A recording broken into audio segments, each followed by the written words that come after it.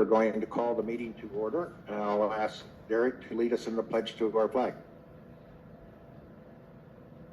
Stand, salute, pledge of allegiance to the flag of the United States of America and to the republic for which it stands, one nation, under God, indivisible, with liberty and justice for all. Thank you. You're welcome. Roll call, please. Good morning. Okay, Director McLaren. Here. Director Gindi. Here. Director Calandri. Here. Director Urotsi. Here. Director Harris. Here. Mr. Thompson. Here. Arden Wells. Here. Mr. Parton. Here.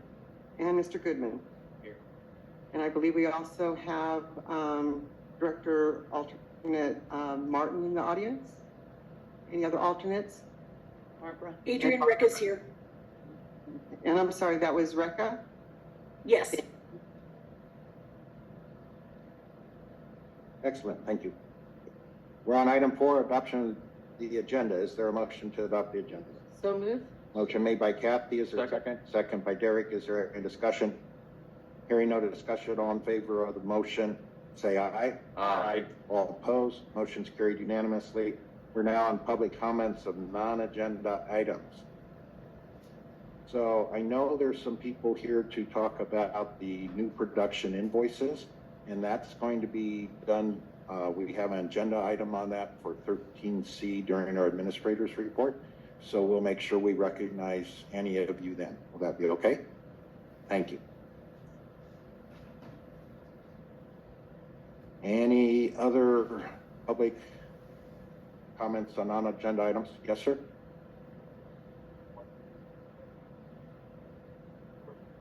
Yeah, if it's not on the agenda, then we need you up there so the people out in computer world can hear you.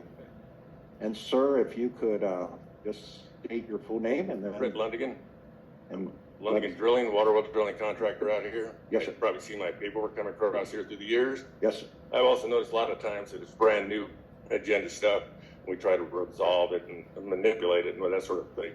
But a couple things that hit me is when we go out here and drill in Juniper Hills, I mean, as I've talked to people with Todd before, is that I'm like 8 miles out of your aquifer, 2,000 foot elevation differential, running dry holes. How does that impact your aquifer, and why do you particularly care?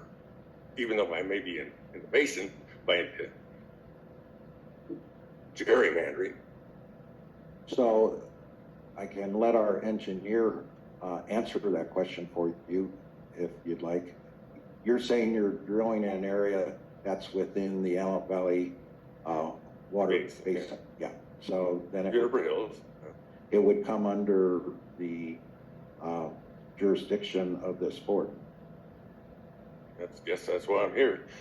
You know, the thing about it is we don't get, you want these allocations. I tell people, say, what's an acre foot? An acre foot, folks, is running your water well 6 gallons a minute, all day, all night, all year. That's an acre foot.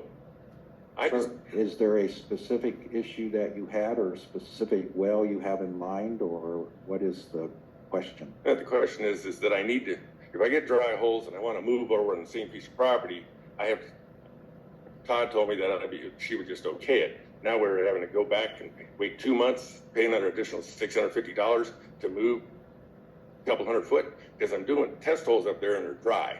And you're saying, when you say Todd, you mean our water engineer? Yes. Okay. If there's a specific issue or a specific, Peter, can you get the information about the specific area that he's talking about, and then talk to Arden and see what the issue is? Yeah. And if you guys can't resolve it, then bring it back to us. Yeah. Okay. Good. I think that's the most economical way to handle that, okay? So if you'll just explain to our administrator, Peter, the specific issue, and then if we can't resolve it administratively, we can put it on the agenda and bring it back to the board. Nope. Okay, thank you. Any other public comments? Miss Kyle, come on up. This is on Galen's behalf. Okay. Each year, you guys have been good to write a letter to the supervisor and also the sheriff's department, asking them to continue the roundups on the illegal cannabis. We're still seeing it up by us, not to the extent it was, but we would like to ask you to do that again. I think we'd be very happy to write a letter. We actually recently had Law Day where we celebrated all the officers of the years and the deputies, and both AVAC and Palmdale Water District were sponsors of that specifically because of all the great work that sheriffs and all law enforcement is doing on that issue. And they've done a fantastic job. We would just, we want to stay right in the middle of that so we don't get back to where we were. We're seeing some water trucks a little more frequently up and down J again, and so we're concerned. Okay, and consensus of the board, any problem with directing our administrator to do the letter like we've done in the past? Sure. Thank you. Okay, thank you. Any other public comments? Seeing none, we're now on the consent agenda. Is there a motion to approve the consent agenda items 6A, B, and C? Move to approve. Motion made by Kathy. We can have questions. Sorry. Motion second by Derek. End discussion, Derek? Just update on,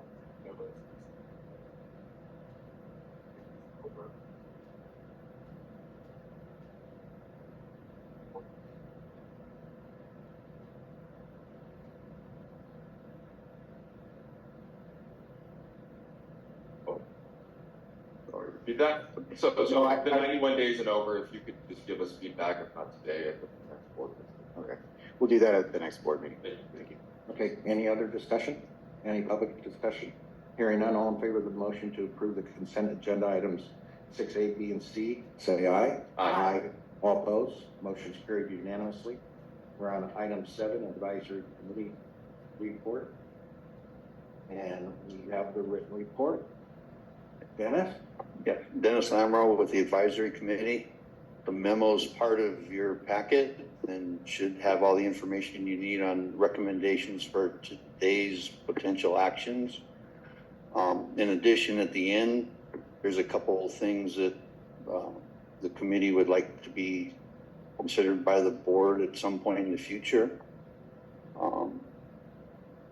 One is, for large transfers, if there's anything that should be changed on the application form, which would give Todd Groundwater enough information to do a material injury analysis in the future or for future use.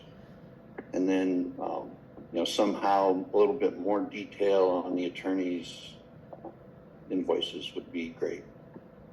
Okay, thank you very much.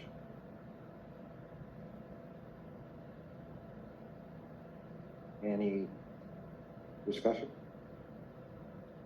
Thank you.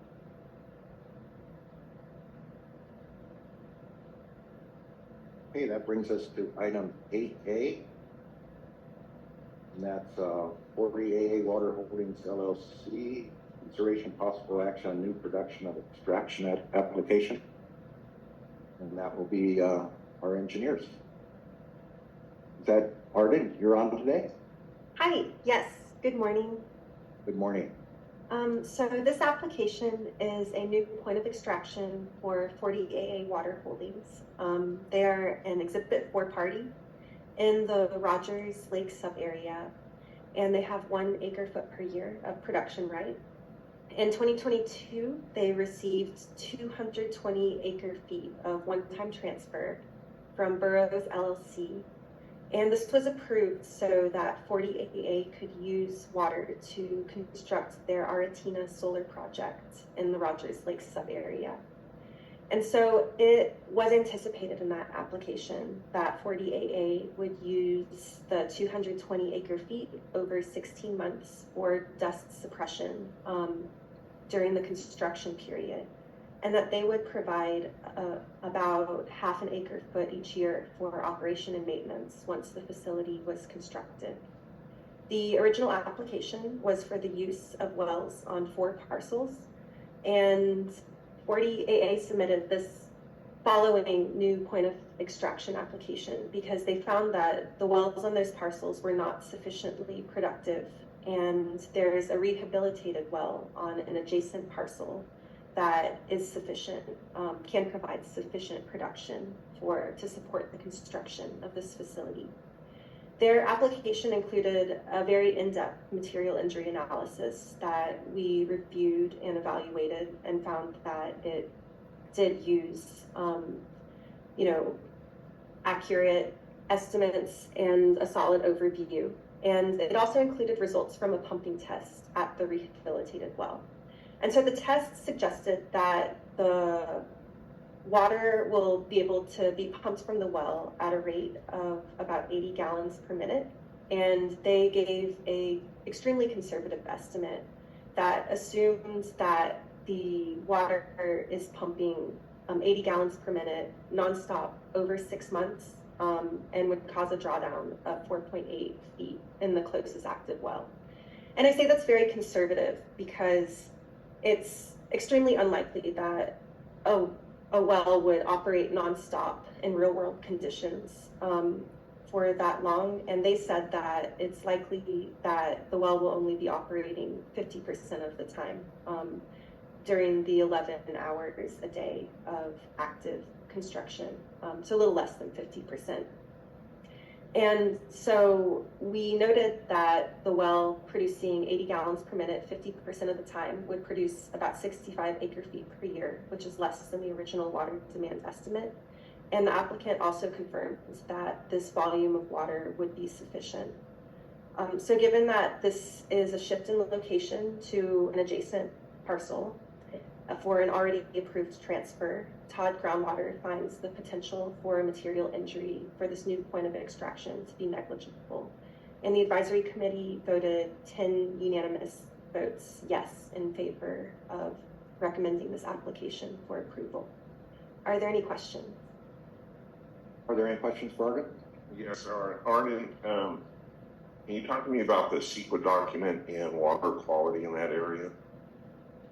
Yes, thank you, Director Clandry. So we have not reviewed the full CEQA documentation for the Artina solar project, but we expect that water quality concerns, I think we briefly talked about concerns about boron in the soils in this area and the potential for any recharging water percolating as part of the water applied for the construction causing issues. I do think that it's unlikely that there would be much percolation related to dust suppression activities for construction because the rate of applying water is relatively low compared to the evaporation rate in this area. But potential concerns would likely be addressed in the CEQA documentation. Also note that the material injury analysis included in the application did address the potential for material injury with water quality. And while there are elevated arsenic concentrations in this area, many of them believed to be native arsenic, most of the public water supplies in this area are using imported water because of water quality concerns. So they did not expect a potential for material injury regarding water quality. Okay, the reason I ask that is in some of these different pumping areas, such as Intertropical Gold Mine, Silver Crane Mine, and Quarry and Little Rock, you do have some different contaminants that you have to worry about. We're worried about moving those subterranean, so I want to make sure in our material injury analysis, the documentation, actual water test, we are including that as part of an aspect with our material injury analysis when we get into the areas. Okay, we can reach out to the applicant and receive the CEQA study that has been done for this project. If they're willing to give it, I think that'd be good information concern for this applicant at this time, but I think it's for us to be aware of from this point going forward.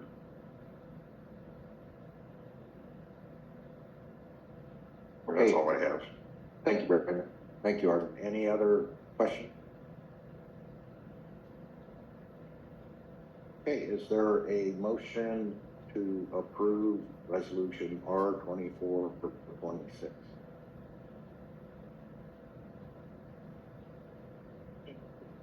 Motion made by Rami. Is there a second? Second. Second by Brendan. Is there any discussion? Hearing no discussion, all in favor of the motion say aye. Aye. All opposed? Motion's carried unanimously. We're now on consideration possible action on transfer application. Arden? Chair Paris, on R22, on R2427 that we're on right now, I need to recuse myself from that vote. Okay. If I can ask Angelica to step in for me on that. Come on up, Angelica. And Angelica, why don't you just bring your rest of your stuff and we'll put you on the seat here and just keep you here. And just note for the record that I don't think that the law requires Director Flannery to recuse himself. If you have a fiduciary duty to the board to do the best interest of the basin in terms of Watermaster's charge.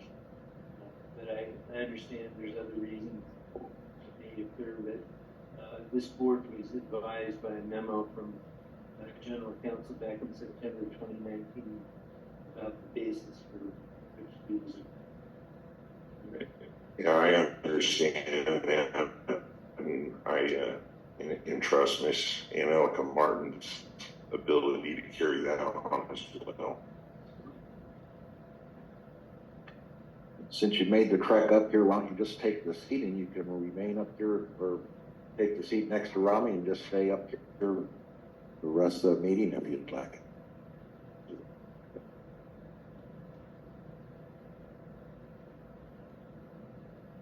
Okay. 27. Absolutely. This is a one-time transfer of 10,000 acre feet from the Exhibit 4 party, Five Lions Operations LP, to the Exhibit 4 party, Antelope Valley East Kern Water Agency, or AVEC.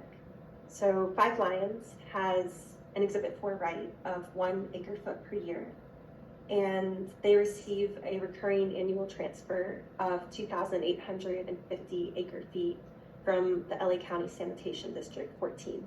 This is a recurring transfer over 8 years for 22,800 acre feet. Five Lions at this time does not have a point of extraction identified. So for the purposes of this transfer, we are considering the material injury analysis using the sanitation district's parcels, which are located in the central Antelope sub-area and are still tied to these rights. AVEC has a production right of 4,250 acre feet per year. From 2017 to 2023, all of AVEC's production was from the recovery of stored water at wells throughout the basin. And this transfer is part of a mutual agreement between Five Lions and AVEC. So in this application, AVEC identified the Bench Ranch wells in the central Antelope sub-area as the point of extraction for this water. And wells for this transfer from both parties are shown in Figure 1 of the application. And the Bench wells, ranch wells, they have a CEQA study done related to their construction and operation. And this includes a mitigation, monitoring, and recorded plan that was adopted for this project. And this mitigation plan requires that AVEC is only going to pump groundwater either in an emergency or if the state water project allocation is below average. And we'll note that the average state water project allocation is 56%. And it also notes that AVEC will not operate the wells if the static water level is lower than 200 feet below ground surface. And this is the static water level after the well has been turned off for 24 hours. So there are 3 wells associated with the site, as well as a former domestic well that's now used as a monitoring well on the site. And so AVEC has been collecting water levels at the 4 wells each month since operation began. and water levels have not dropped beneath the 200-foot below ground surface depth to water level as required in the mitigation plan. The one recommendation that the Watermaster engineer has upon review of all of the data and the mitigation plan is that AVEC continues to collect static water levels from wells even during periods of high production. And so this may mean monthly turning off some of the wells for 24 hours in order to collect that static water level to make sure that the water levels are remaining above that 200-foot depth to water level. And when asked about this application, AVEC said that the pumping rates of these wells are going to be similar to the past reported production. Really the only difference with this transfer is that the groundwater produced is going to be classified as carryover water instead of stored imported water. So the production rates won't really change, but the classification of the water will change. And so this transfer represents a shift in location of water production in the same sub-area, with these transfer carryover rights moving from the sanitation district parcels in the central Antelope sub-area to the Bench Ranch Wells parcels. And there's no material injury associated with groundwater storage and sustainable yield. Because there's no real change in the operations of the AVEC wells, and there is this monitoring and mitigation plan in effect, there's not expected impact to local water quality or natural recharge. And any material injury associated with declining water levels would be mitigated by the mitigation plan that's in place and actively being monitored. And so Todd Groundwater finds that the potential for material injury is mitigated. And then this was unanimously approved by the advisory committee. Are there any questions? Any questions, Barbara? Any public questions? Derek, go ahead. Yeah, so I do have a question, Arden, just to make sure for me. You know, in the advisory report, they did call out recommendation to that approval. Says that 9-0 vote. Are you just making sure you're aligned to those recommendations? I'm sorry, can you repeat the question? So, do you have the advisory report in front of you? Yes. Okay, so if you see under 9A, the discussion as well as the action the committee took for that 9-0 vote, is that your recommendation as well under that action? Yes, so in response to the advisory committee, AVEC changed the application to only include the Bench Ranch wells. So originally, this application included a set of wells towards the north that did not have a mitigation plan in place. And so the application was amended to only include the Bench Ranch wells that have the mitigation plan in place. We did not change the material injury analysis to specifically clarify the state water project average being 56%, but it does say that as part of the mitigation plan, that the wells would only be produced from either in an emergency or when the state water project allocation is below normal. Does that answer your question? I think you got me 90% there. Except last statement. I would like to comment on that, Ray. Good morning, Matt Knudsen, General Manager for AVEC. So I can probably help clarify the comment from the advisory committee. I listened into it, and comment came from Stan Powell, and Arden kind of summarized it well, that we have mitigation in place for the Bench Ranch wells, which are located in LA County. In the original application that we submitted for this transfer, we identified both Bench Ranch wells as production sites, as well as wells in Kern County to the north. Based on the fact that we're confident that based on the volume of water in our production capacity at the bench ranch wells, we're going to produce all this water at bench ranch wells. So in the application on page, I don't have a page number, 64, you'll see we struck the parcel numbers associated with Kern County wells and put a note on there that water will only be produced from LA County parcels. That's separate. Yeah. Yeah. So I think that addresses the advisory committee's comment. Thank you very much. Yep. Thank you. Thank you, Matt. Any other questions? Okay. Is there a motion to approve resolution R2427? So moved. Motion made by Kathy. Second by Rami. Is there any further discussion? Hearing no further discussion, all in favor of the motion say aye. Aye. All opposed? Motion's carried unanimously. Can somebody ask Mr. Glandry to come on back in? Thank you.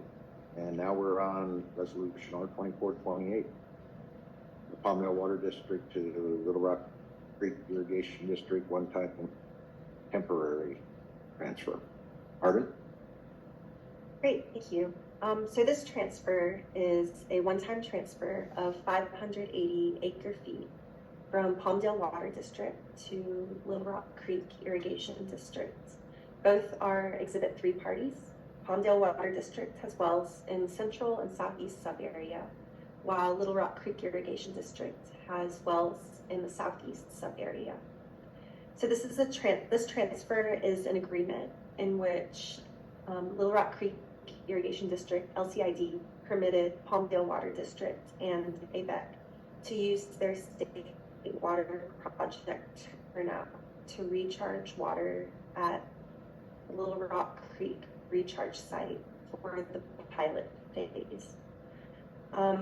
As part of this agreement, LCID through a transfer of carryover water. So this is the transfer from Palmdale to LCID as part of this agreement. And last year, because we had such an extraordinarily wet year with high floods, Palmdale Water District and AVEC recharged the into the Little Rock Creek recharge site using the LCID turnout. So in figure 2 of this application, if we look at hydrographs in the area near the LCID wells, we see that the water levels increased quite a bit this past year as a response to both the managed recharge in this area as well as an increase in the natural recharge because of the high precipitation this past year. And so this transfer represents a shift of location in groundwater production, so no material injury with storage or sustainable yield is occurring. And we note that these 4 wells that LCID would use to extract this carryover water in this recharge are north of the recharge areas or down gradient of them. And these are areas that have had recent increases in water levels. And so we don't expect that the water levels would decline to a depth that would cause material injury through the use of this 580 acre-feet between the 4 wells. And so Todd Groundwater finds the potential for a material injury to be negligible. I'll note that the advisory committee voted 8 yes and 1 no for this application. And the vote against it was concerned about the material injury evaluation, noting that the LCID wells are close to the East Side Water Bank. That's referring to AVEC's East Side Water Bank, which has a negative storage balance in the recent annual reports. The East Side Water Bank does have a negative storage balance of about, I believe, 2,000 acre-feet. And that, I'll note, is less than the 9,515 acre-feet recently recharged at the Little Rock Creek pilot recharge site. They also noted that the material injury evaluation does not appear to evaluate the potential cumulative material injury related to the East Side Water Bank and recovery of this transferred water.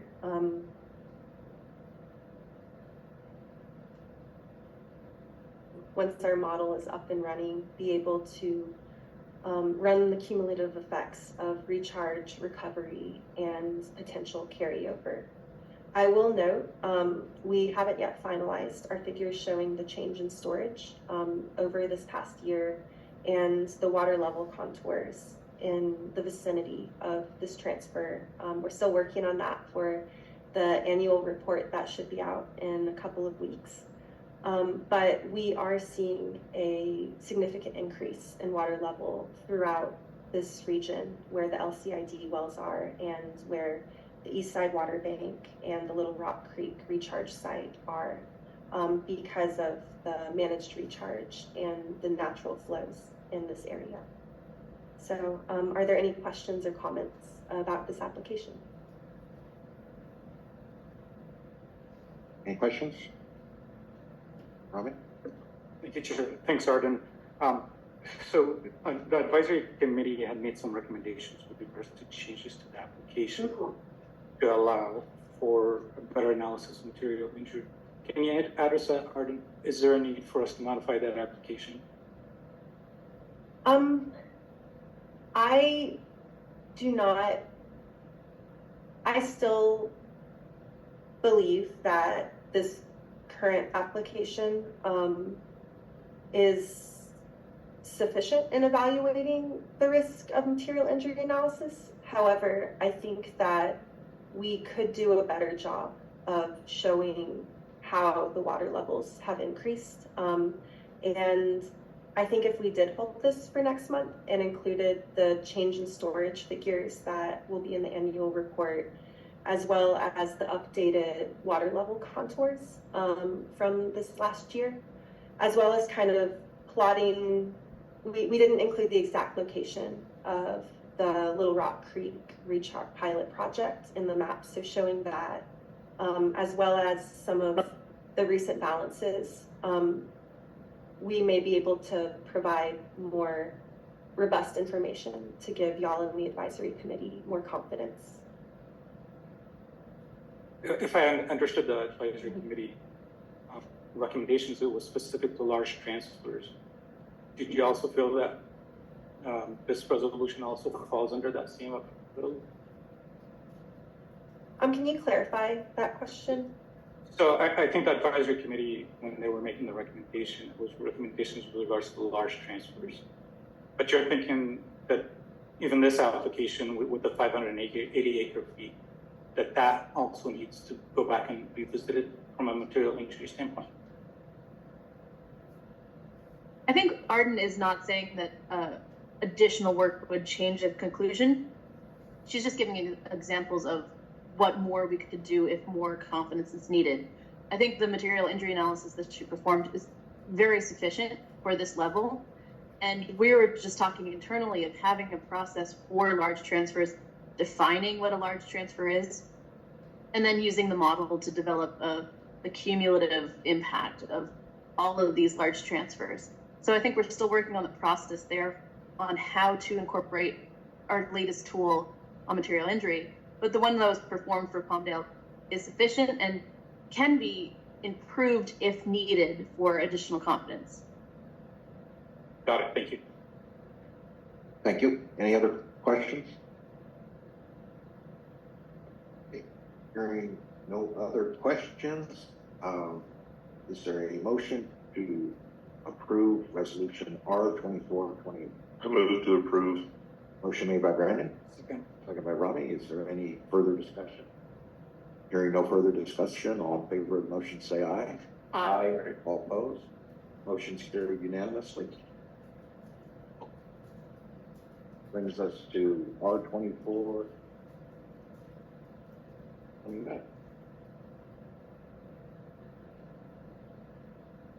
Thank you. So this is a new production application for Luz Arana and Guillermo Arama, who are requesting 1 acre foot per year of new production in the southeast sub area. This is for a 2,000 square foot single family home and a 1,500 square feet of irrigated landscaping.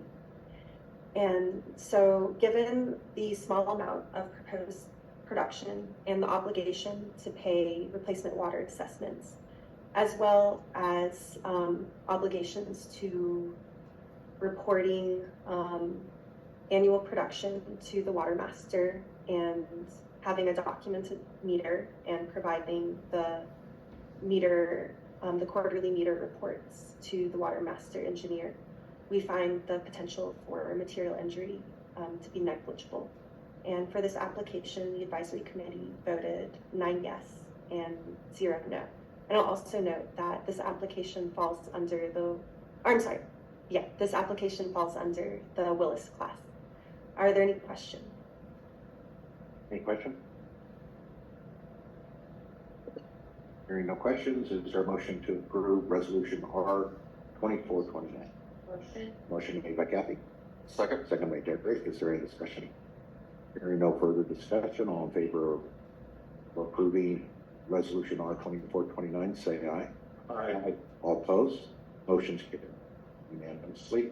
We're on item 11, consideration possible action on pod groundwater's budgets and scope of work for 2025 and 2026.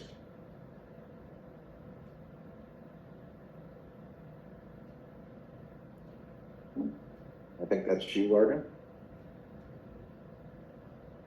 Thank you. So we have included our budget and scope for the next 3 years, and it is in the packet.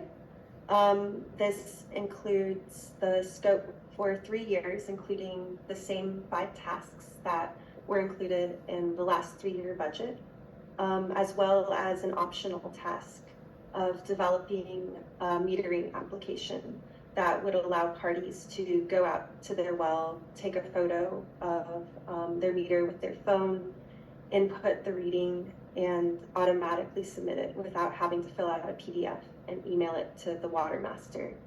And in turn, this would allow us to automatically have the data digitized, saving time and money on our end, as well as hopefully improving compliance with meter reporting for parties, being able to have a bit less time and friction required in getting their monthly and quarterly meter reading.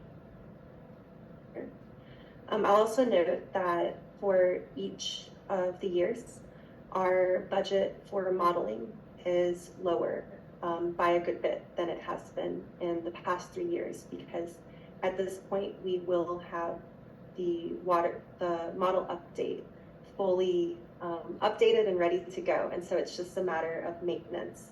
And we did not include material injury analyses in which we would apply the model for, because the expectation is that those will be covered by the fees in any transfer applications or storage agreement applications. So that would not be coming out of the main Watermaster budget. So overall, our budget for 2025 through 2027 is lower than it was for the past few years. So are there any questions that y'all have regarding this? Any questions, comments? I do have one question, and maybe I missed it. I've read through it a few times, but as part of your budget, I know in a lot of budgets, when we see from staff presenting, it shows rate increases on the rate schedule for the people on that bill, Arden. I think that would be helpful for me to see what that, I see hard dollars, but actually what hours are committed and the rates for those. Okay. I have that backup information. That's how we developed the big numbers. I'm not quite sure what ended up in the packet, but we can definitely send that out, which has people, hours, rates, and by year. There is a rate increase from 2025, 2026, 2027.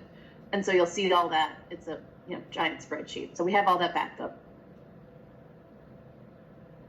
That would be more helpful for me to make a decision on approving this and compared to what 2024 rates were as well. Yeah, I think we can include our current rate sheet as well as the the projected rates. It is interesting to project out 3 years, and so I think, Arden, correct me if I'm wrong, I think we just assumed a 5% increase per year for the rates, or something similar to that. So we'll send the backup documentation so you can see the breakdown. That'd be great. I would ask it to be tabled if we could, just do that. Is this an action item today? It could be an action item. Yeah, it is an action item, but it could be tabled. Okay, and let's have some more discussion first, and then. I'm good. Okay. Any other questions? The only thing I think we need to talk about and maybe reach a consensus on is the optional task 6. If we have a discussion, do we want that? Do we not want that? The medium, yes.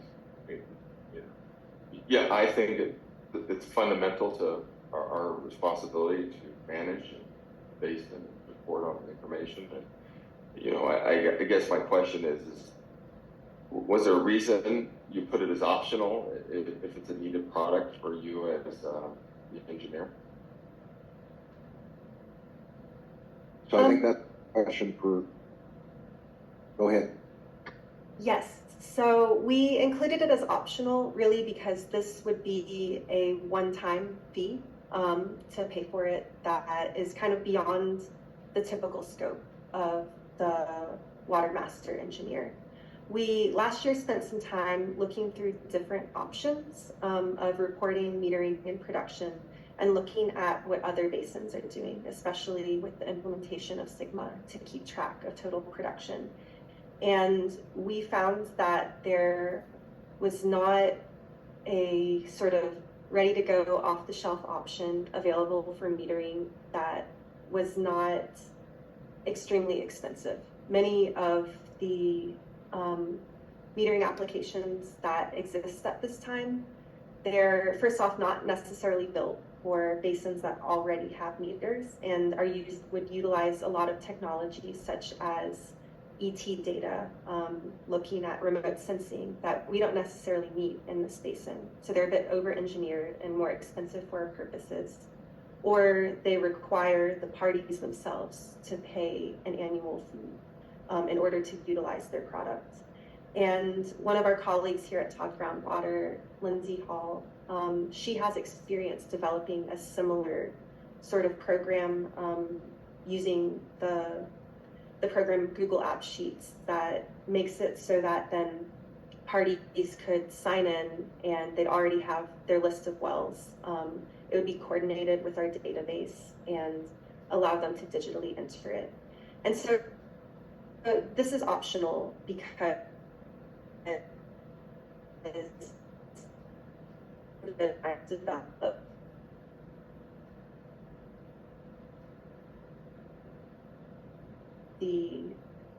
More quickly we'll be able to sort of beef up our compliance and also increase the reliability and accountability of the reporting.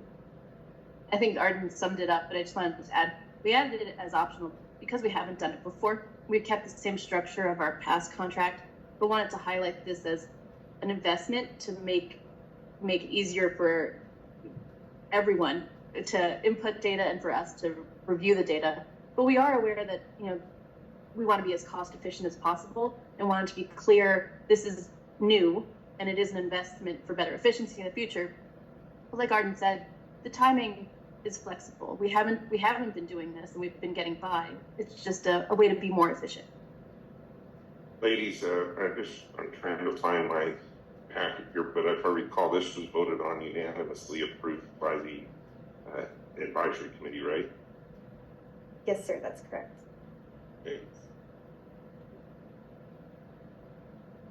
Okay, any other comments? I think the consensus is for 20, and I know you want the table and that we can look at it next month, but the consensus is we want the metering application included in the 2025 budget.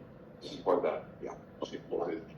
So, motion table, please. Yeah, motion table, if I could just add one comment. I just think from a process standpoint, having those rate schedule is in the proposal that we're looking at is my only point out. I'm not against the budget and the presentation of approving. It's more of just having that documented so that we know what those rate schedules are. Okay.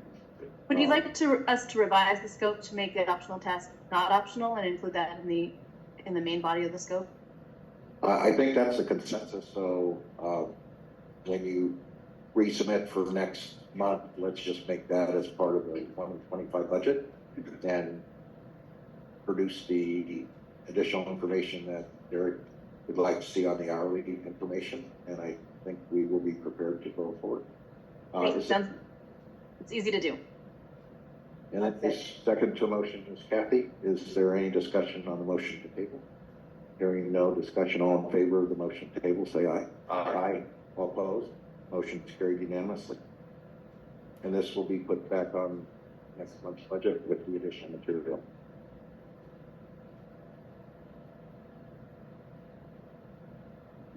Good presentation. Thank you very much. We're now on item 12, consideration and possible action regarding carryover storage agreements. And there's a discussion on agent carryover water for purpose of carryover storage agreements. Who's going to do that presentation? I will do that presentation. Go ahead. And I apologize, this is an information only item. It's really not a consideration action. There's no action being requested at this time. Sure. So next slide, Holly. The question has come up. Peter, can you speak up a little bit? Sure. The question has come up, when do we need these storage agreements in place? And the math is a little tricky, especially when you're talking about looking at interpreting the judgment. So we feel like we've arrived at a spot that shows it very distinctly, and we've run this through council, and they're in agreement that start of the judgment was in 2016. First carryover existed in 2017. And then according to the judgments, that water has until the 10th year, the end of the 10th year, to be put into a storage agreement. So if we follow that along, that first year is 2017, and that 10th year is 2026.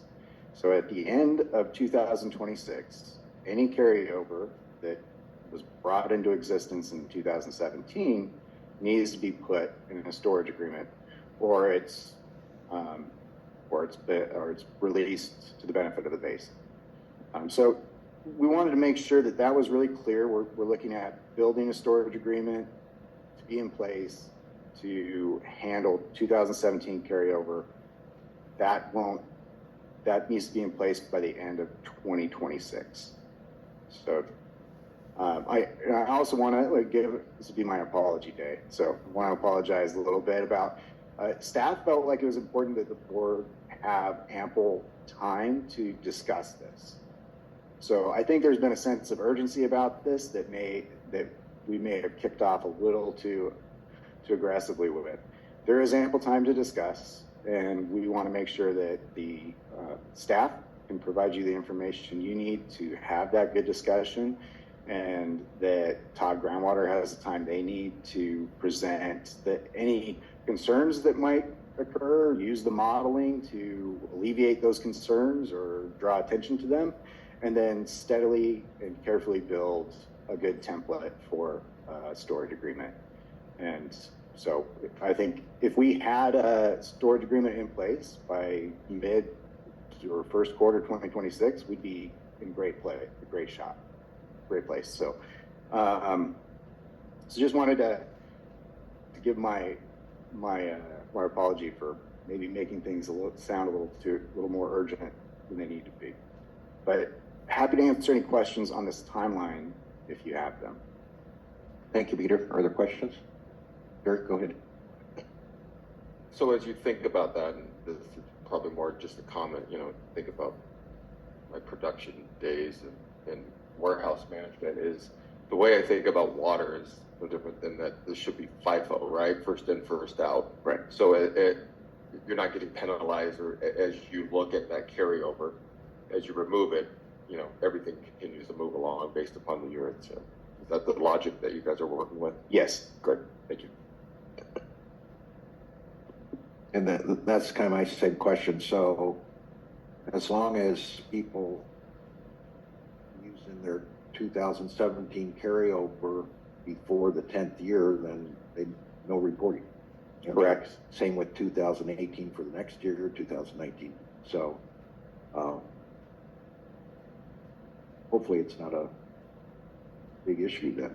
Brandon, you're really involved in this. What do you think? 10 years of carryover? I mean, the timeline looks good.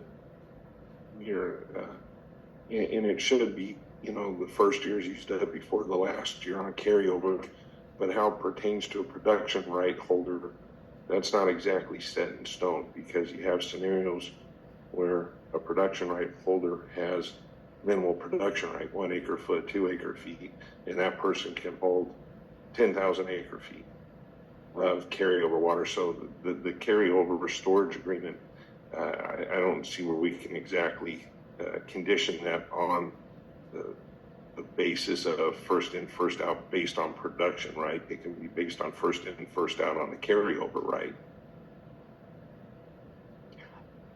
And I think I understand where you're going. You see what I'm saying with that, yes. Peter? So I think it's something that the directors have asked for before, and that Todd Groundwater will be working on, is to get an idea of their water has moved around. It's been transferred. And some of that carryover no longer resides with the party that generated it. But they're going to be able to take a look at where the age of that carryover and those blocks and where they exist, and give a presentation on that. So then if that person that received the transfer, they'll know the age of their water and whether it's due in 2026 to be in a storage agreement, or if they have the means to produce it, they won't need to put it in a storage agreement. And I've said all that, and I don't want to speak for Todd Groundwater, but so I don't know if Arden or Maureen, if you could validate that statement or not. Yes, I can validate that. Last year we did a preliminary analysis looking at the age of carryover water and how many parties, for example, still had 2017 carryover water versus how many had, you know, their oldest carryover water was a little bit younger than that and wouldn't be affected by that 2026 sort of deadline. However, we still need to fine tune this in order to account for the transferred water, because we spoke with the board and council about last year a bit about how the age of the carryover water remains through transfers, and the assumption of first in, first out applying to transfers as well. So we haven't gotten around to fine tuning those numbers, factoring in the transfer water. And right now things are a little bit all hands on deck to get the annual report out according to the deadline. But once things are kind of settled with the annual report, we're planning to shift gears and finalize this analysis. Derek, go ahead. Just a follow-up question to that, and I appreciate that explanation on the year it was. Carryover is the year, it's the dated year of that water. In the application process, is it noted what year that water is for any carryover transfers so that both parties know the timeline of that, the age of that water? Derek, I can answer that. No, it hasn't been. So I'll lean into that. I think, you know, from what I'm hearing from both, it would be, I think, an informative and an important part for any party to look at, my opinion. There's no doubt there's going to be a little bit of a accounting issue because it wasn't documented on the transfer applications up to this point, at least none of the ones that I've seen that I've done. So we're going to have to address that or notify the recipients of the water that have 2017, 2018 carryover. You know, I think this whole carryover issue, you know, it's pretty clear in the judgment in my mind as far as how the carryover works. What we have to go through is the accounting format, the notification, kind of the operational side of it, how we're going to handle that. Yeah, and I think you're thinking the same way, Brandon, as you managed onion inventory. You wanted to know the age of every onion you had and what was getting loaded. And I had those all right? But right, so I think that's a key part of it, but everybody should be eyes wide open Right. what the lot date of what they're getting. And that's something we might want to consider, a staff directive or a future agenda item is modifying our transfer documents to include the age of that water for any recipients as soon as we can going forward. That might alleviate some work for us on the back end. Yeah, I'd agree with that. Why don't we put that as a future agenda item? Would you agree with that, Peter? I would agree with that. I think what will be key to that is getting the analysis from Arden so that all the parties know what they have in the quantities. Until we have that, it will be hard for any individual party to say what age of transfer water they're moving. But the easy thing now is we can put it on the agenda to discuss just adding to the carryover application the date of the water that is being transferred, or the carryover transfer application. But we need to discuss it and then put it into our rules. My final statement would be, I think it's important that we define all of this like we're doing, and it's great because that will help us in the storage agreement that much more, right? Is once we know the foundation of what carryover looks like and how we manage it, then we can really, dig into the storage agreement. Great. Yeah. Okay. Good presentation. Good counter. Next item is 12B. Yeah, I will introduce that one and then hand it over. So, again, wanted to emphasize that staff went out, they did some investigation on what other basins are doing with storage agreements. This is informational only, and no one on staff or council or Todd Groundwater is advocating for any mechanism that's within any of these basins. Yeah, this is my disclaimer. So this is just to give some context.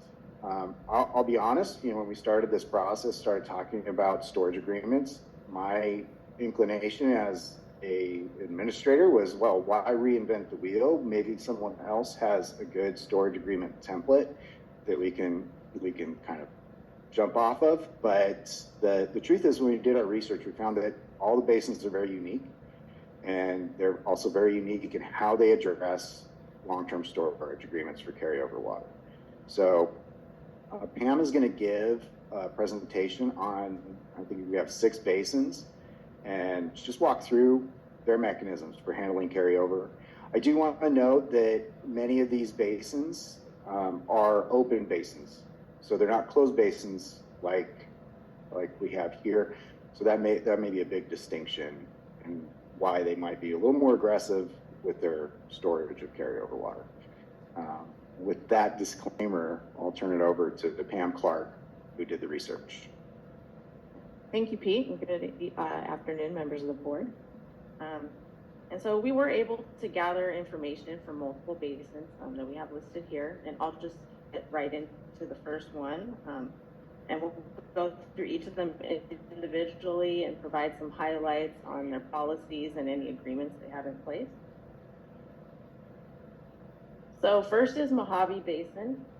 And as Pete mentioned, most basins are open basins. This is one of the few closed basins. They do not have any long-term carryover water storage agreements. A producer has 2 years to use their production right.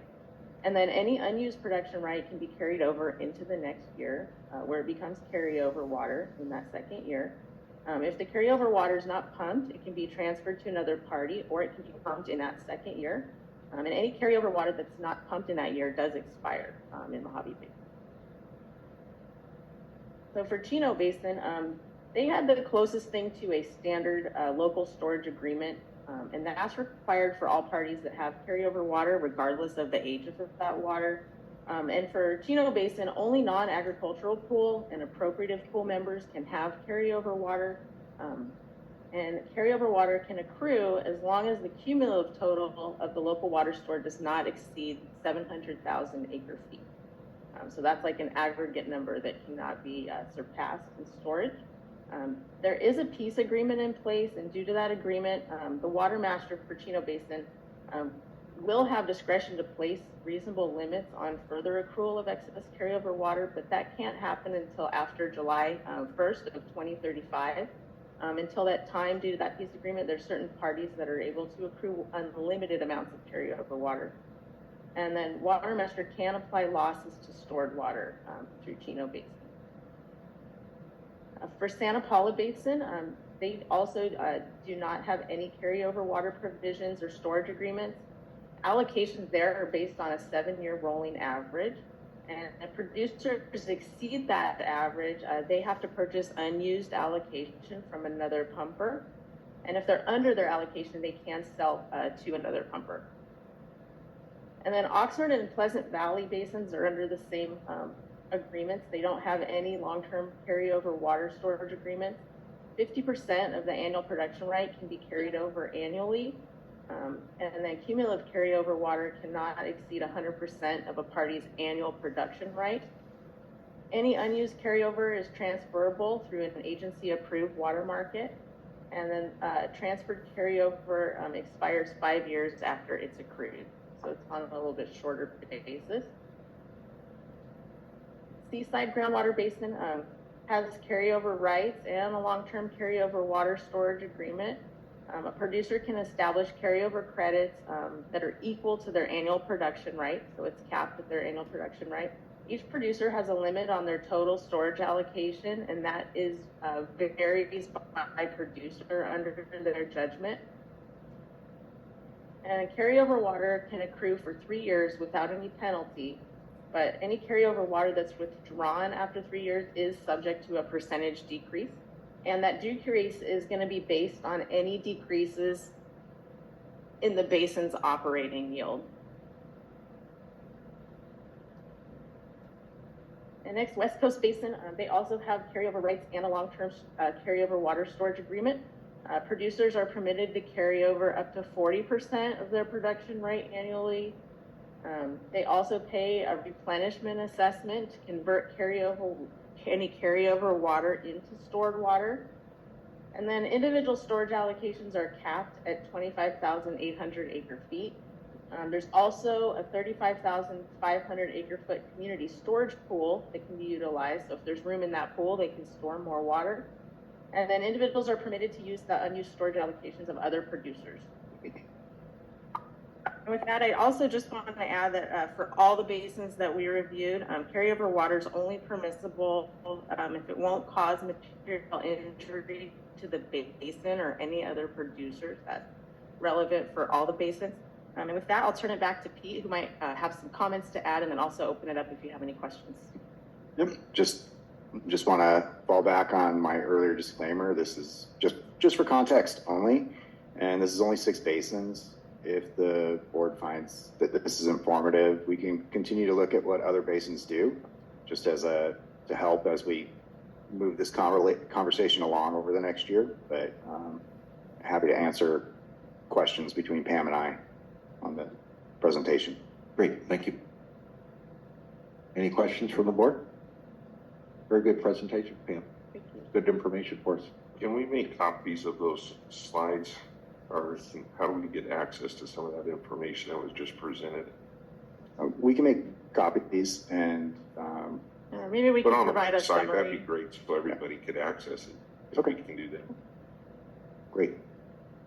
I do have one comment I appreciate, and I think it's important that you did call it out, closed basin versus open basins. And I think there is a very significant difference in just, flow of water and its material injuries. Thank you. Right. Very good. Now we're on administrator's report. Update on administrative activities, item A. All right, that'll be me again. So next slide, Holly.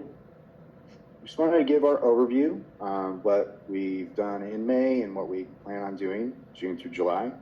So walking through this, we have all those items that are checked off the list. We've accomplished those.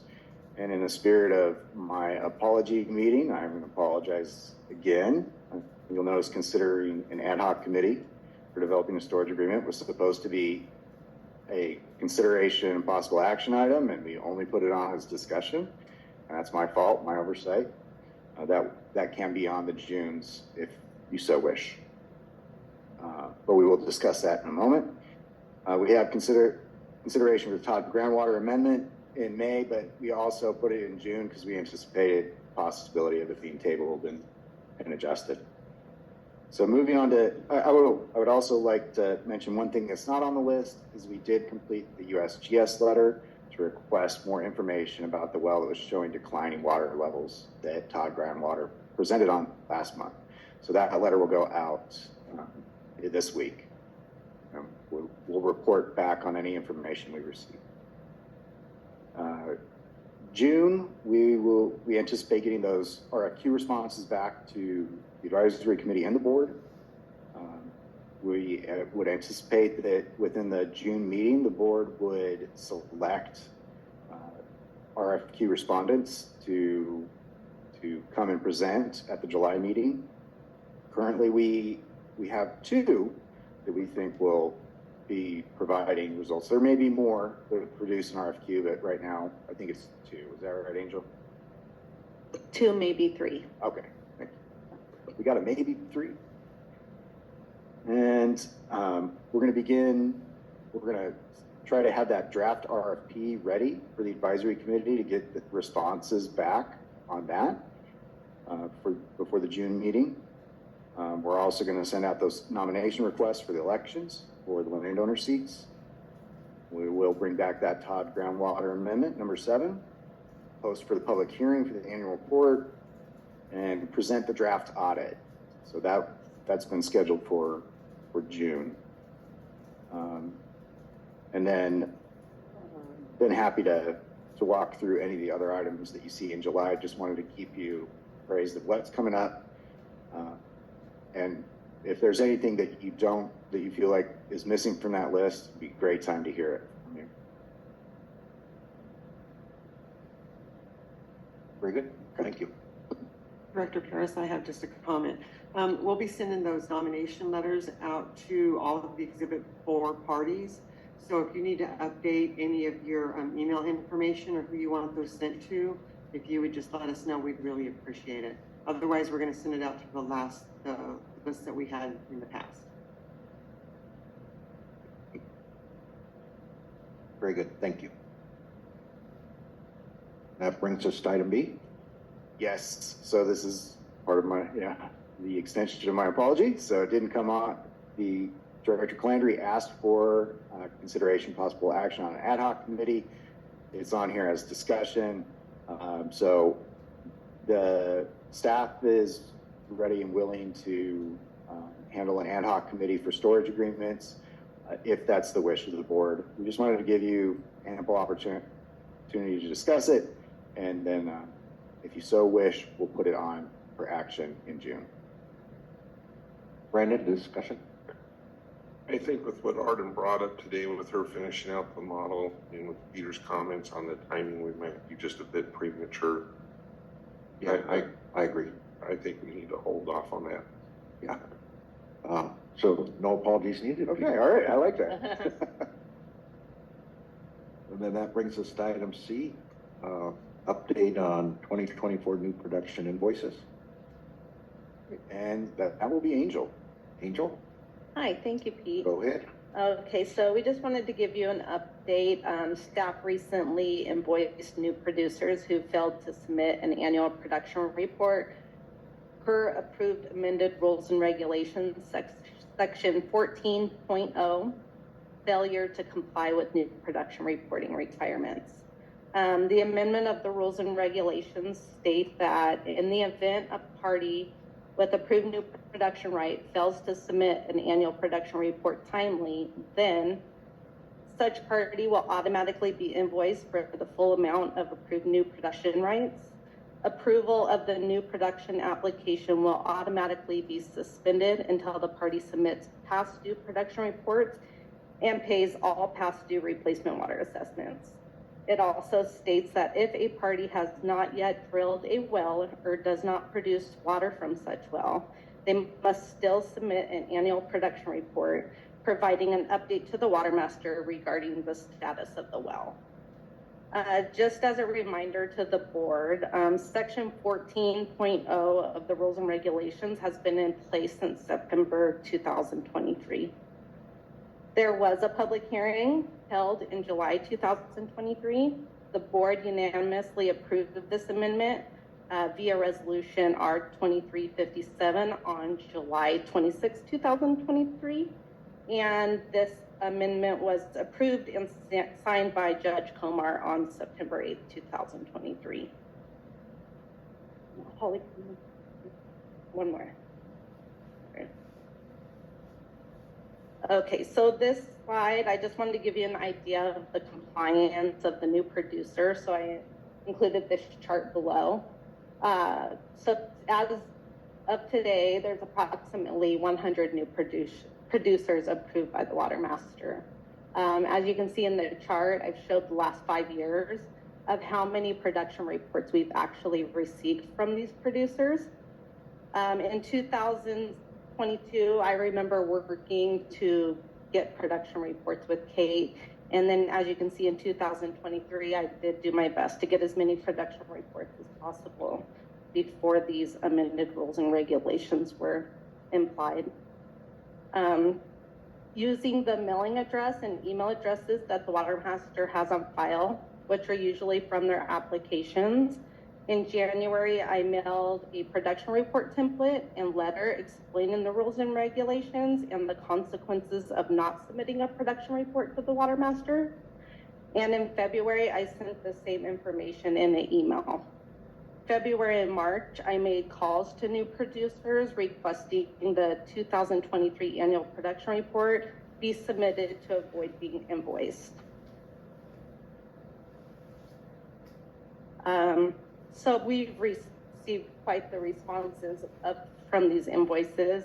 Some producers understand and they will send payment or already have. Staff has received multiple phone calls requesting that the invoice be waived. I did explain to them that staff has no authority to waive fees for the Watermaster. I just wanted to provide a couple examples of the reasons why people are asking that their fees be waived.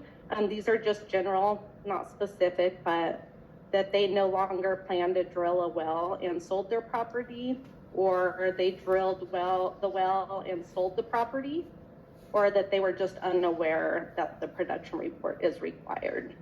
There was also a complaint that was filed with on the Watermaster with the Better Business Bureau. With that, I think Craig may have some additional comments on this item. Craig. The note, Angel set forward the notice that everyone has gotten concerning this provision in the rules and regs. We went through this, we had a public hearing, we had discussion, we had a vote, a unanimous vote. You paid, the parties paid for legal counsel to get an amendment to the rules and regs by motion. There was cost involved in that. And then there's been the perpetual letter writing that staff has done. January, February, March. I just put this forward to say there's been sufficient notice of what these regulations require. And this was an attempt by the board to address a very difficult problem. And I would suggest right now, for purposes of this meeting, a couple things we're going to mention. First, we'll respond to the Better Business Bureau complaint by Friday. It's not a problem. I would encourage the board to listen to the complaints that people have about this situation and hear the public comment. And any action with respect to these applications, I think would be better served and more appropriate if it happens next month than today. We haven't agendized a motion with respect to people that are going to speak here and their position. What we might want to talk about is the process to investigate the claims made, the factual claims made about whether they received notice or what the number is that they owe. There's a possibility of setting up an ad hoc committee to deal directly with each one of these complaints. but this has caused an enormous amount of costing for staff. And I think the provisions are clear, notice is clear, we need compliance. Questions? Yeah,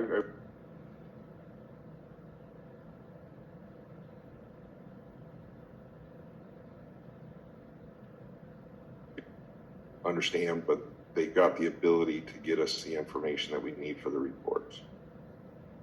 I can't imagine a scenario where we wouldn't want to receive that information and give them a chance to get us the documentation.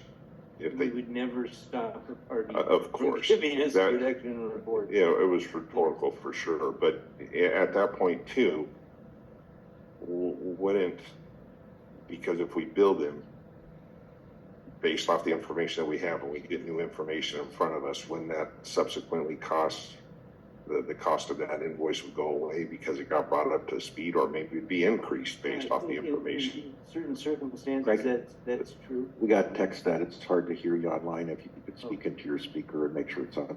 Can you all hear me now out there? And A little bit louder. okay, Thanks. sorry, I got a sore throat, but I'm making the effort here to. Is your speaker on? Is the light green? It is. Okay, just check. It is. Just to summarize what I said is, we've got a long record of notice of this provision. We have zero response, essentially. We have production records that people could produce now and at least get in partial compliance with the terms of the rules and regulations. We would never reject partial performance. It's just we're not waiving our right to get all our remedies under the rules and regulations, which include costs of enforcing this matter with parties. Yeah, I mean, ultimately, I've signed those applications and everything before you sign it. It's clearly stated on there, and I read my deal. I understand that, but we may have to work through this process. Yes. Okay. Is there any other questions from the board? Public comment? Now's the time for public comment on this. And if you would just state your full name and then. My name is Erin Lawrence, and I own property in West 50th near Rosamond. I have a capped well that has never gone into production, and I spoke to Joshua Montoya, who called me 2 years ago and said, "Hey, what's the deal with your well?" And I said, "Well, it's capped. It's not going anywhere." He said, "Fine, just whenever you put a pump on there, we need to know about it. Until then, don't worry about it." So I was not looking for anything. I wouldn't have gone to the website or watched the meetings to find out, what's going on with a new. Maybe you guys aren't aware. Anybody that lives in the Antelope Acres or around Rosamond, there's a huge mail theft problem. So I have my mail sent to my son's house in Santa Clarita. I received nothing, and I received no emails. I came and responded to the first thing I received, which is a bill for $853 for water I haven't used. So I love the idea of Mr. Parton in setting something up, because I did what I thought I was supposed to do, and I'm still in trouble here. All I want to do is fix it, and to have to come to a board meeting instead of just calling somebody and say, "Hey, what do I do? How do I fix this?" I don't think it's a good use of board time or my time. And that's all I have to say. Thank you. Thank you. Appreciate the comments. Any other public comments? Yes, I applied to get a new well. Could you just state your name, please? Oh, my name is Brenda Lee. Thank you. And I applied to get a new production well, but the well was never drilled. And I was mistakenly thought that you don't have to do anything if you don't even have a well. And so I was billed for $1,692.75. And, I can't believe that this could even be possible. And then, I called the office, of course, and I wasn't assured that any resolution would happen. They just said that you owe the money, and so I would like this bill canceled, and I'm just very upset about this. No, understood. Thank you, ma'am. Any other public comments?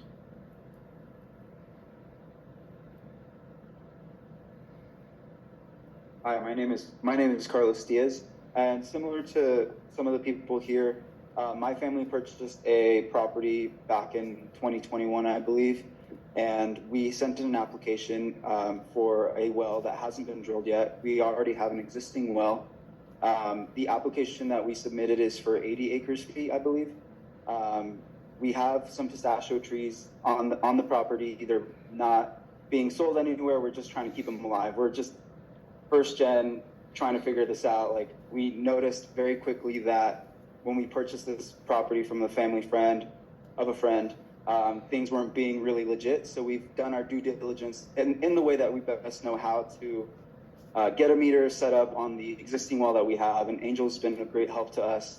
But we received a bill for $48,000. And so I'm very much in the scope that I'm sure that we have to pay some amount of money, but for a $48,000 bill, as opposed to $4,000, $5,000 that we've paid in the past, just seems very, very unfair. And that's all I have to say. Thank you.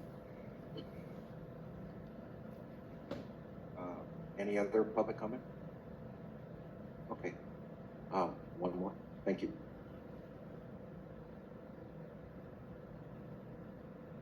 I sold my property. Sorry. What's your name, please? I sold my property as I dreamed. Sir, could you just state your name, please? Robenzarian. Thank you. Okay. I sold my property as I dreamed, and I am not aware of what happened to it. There is no, as far as I know, there is no pump installed or water storage or power. And I received a bill for $1,400.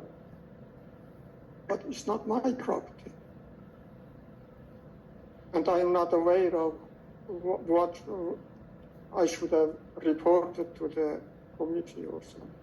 Okay. So to the Watermaster. And I'm asking to cancel the bill. Okay. Well, thank you for your comments. Okay. So for all of you who made public comments, we can't take action today. We appreciate your comments, and we're going to discuss them now. And as our attorney talked about different options that we would have, we will discuss them and probably put this on as an action item for our next meeting. Doesn't mean you have to come back and tell us what's going on. We should have that information. I would imagine Angel all the concerns.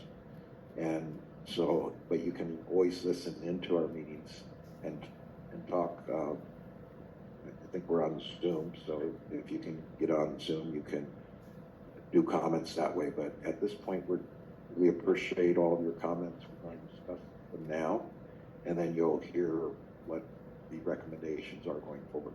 So, Board? I'll go first. Well, hearing everybody in the issues that are there, it sounds like there may not be a clear understanding on some of the procedural aspects on a capped well. It's stated on what we have to do. I follow the same rules with everything that I have.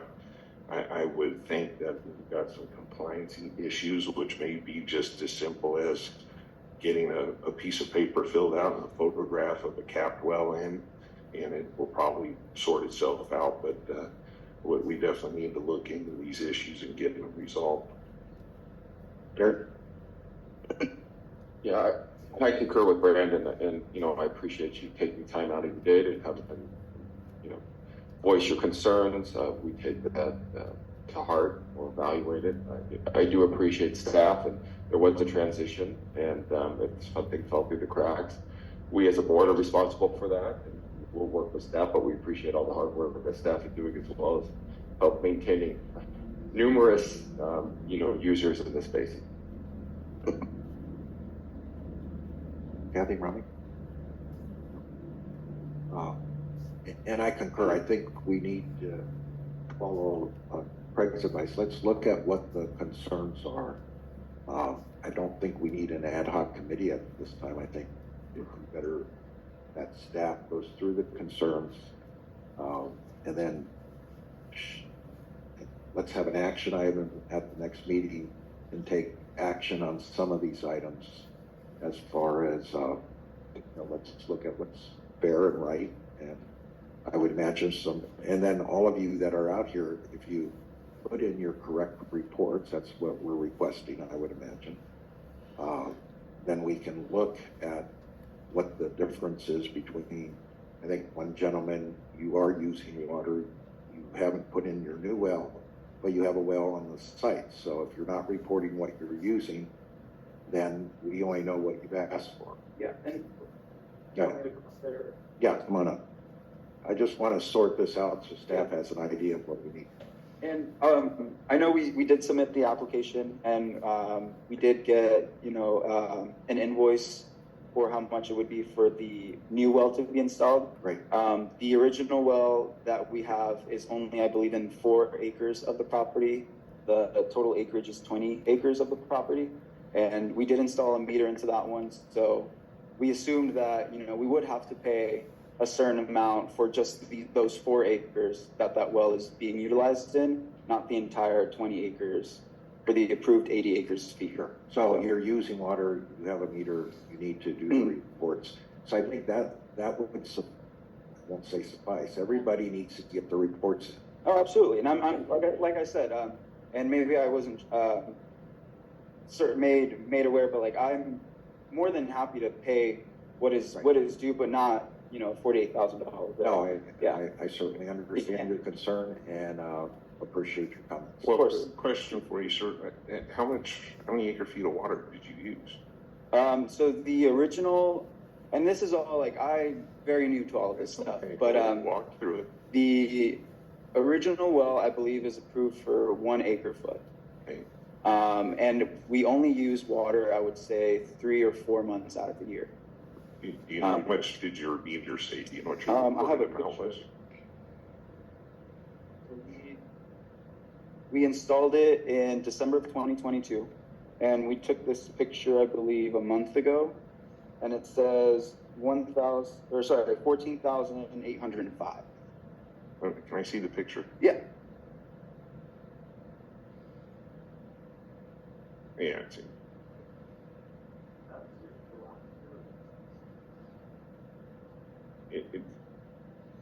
Yeah. Okay, you can go back. It was, you got to understand, and you should have understood it through your application process. There's a cost for every acre foot that you pump. Mm-hmm. What's our current rate on replacement water? Yes. Is it 500?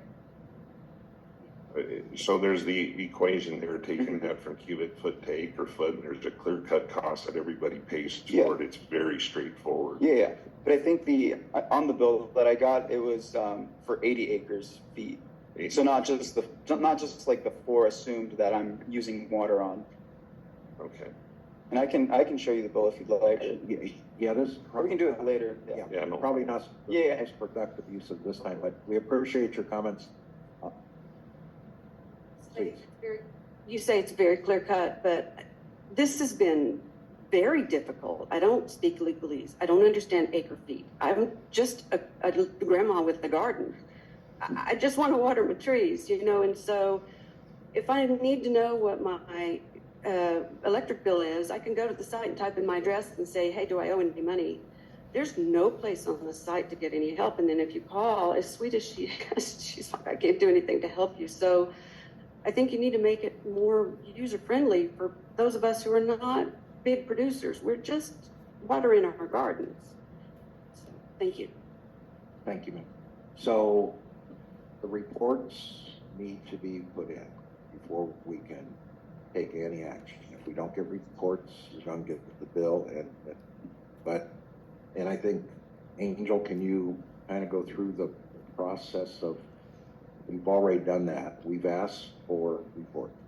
If you haven't given us a report, okay, no, I know you said you haven't gotten, but now you understand, and the reports are pretty simple process. So all of you who are here, obviously either have received letters in the past, or if you haven't, now you know what the process is. I think our direction from a board, and I would want to get consensus, we need to get the reports in. If somebody has a complaint about paying a bill, if they haven't reported, then we don't really have discretion. If you get your reports in, then look at that, and then that can be brought back to the board, and we can then potentially have whatever the board decides. But at this point, if you don't have your reports, we don't have any discretion. It's a rule. The judge has signed it. It's what happens. And Angel, correct me if I'm wrong, on a capped well like that, you literally just have to put 0 acre-feet used and take a picture of the capped well and send it in. So that's for any new production, Brandon. So if they have not drilled their well, all they have to do is write well not drilled at this time and submit the production report. If the well's capped, simply say the well is capped, submit your production report. If they use 0 water, they just put 0.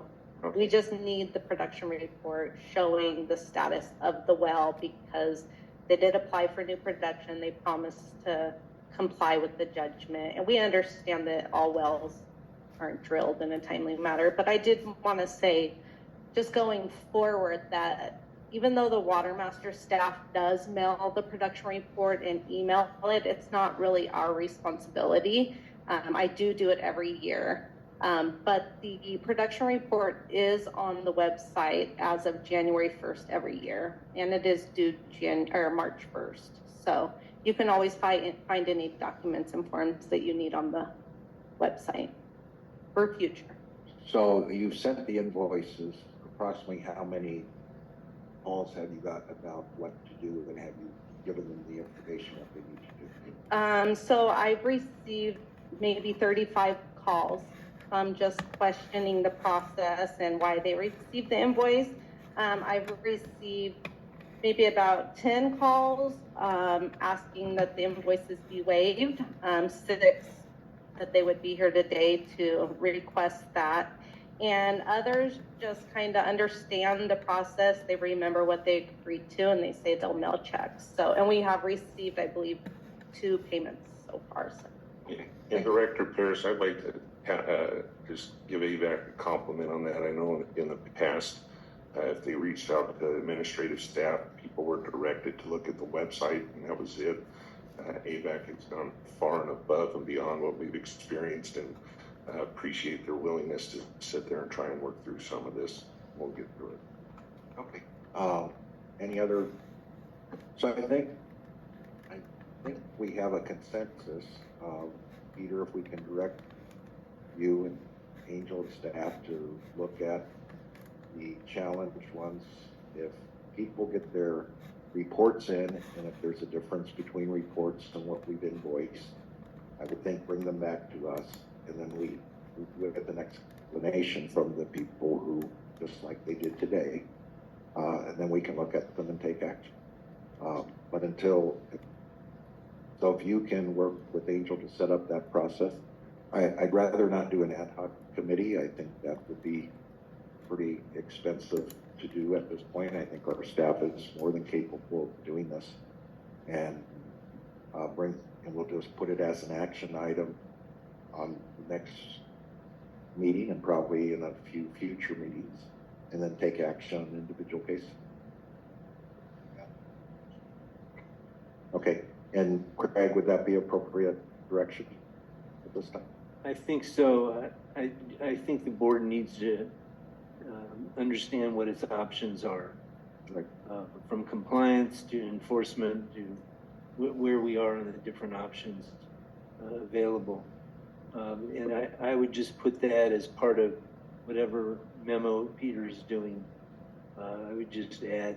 Yeah, we can what the options take individual, because all of you who've come here today and you have an explanation, if you file your reports, then we can take some action. If you don't file your reports, then you have an invoice that you're going to have to pay, or eventually there's consequences. But we are, I think you've seen by watching us today, we're a very reasonable board. We want to do what's right. You have members who represent the public. You have members who represent public water suppliers, and I am a member from AVEC for wholesale water providers. But we take these positions very seriously, and we want to do what's right for you. Okay, so that's the action we're going to take. Angel, I think you have the direction. You good with that? Yes, thank you, Rob. Any concerns or you think? And maybe just some clarification. So going forward, as others come to me, I just gather their information. If they're complaining about the process, if you have a report and it shows how much they pumped and they've been invoiced, that's pretty clear cut. If you've invoiced and we've never gotten reports from them and they have an explanation like we've heard today, bring that to us. Okay, sounds good. Thank you. So, and obviously Peter and you and staff will work together to streamline this a little bit. Yes, of course. Great. Yep. Thank you very much. You're welcome. Appreciate all your hard work. Okay. Peter, anything else? I guess the only thing I would add is that we did get attention of folks with the new rules and regulations, but there's still close to 70 outstanding non-responsive new producers, and so there should be some thought put into how we address that moving forward. And they received invoices? Yes.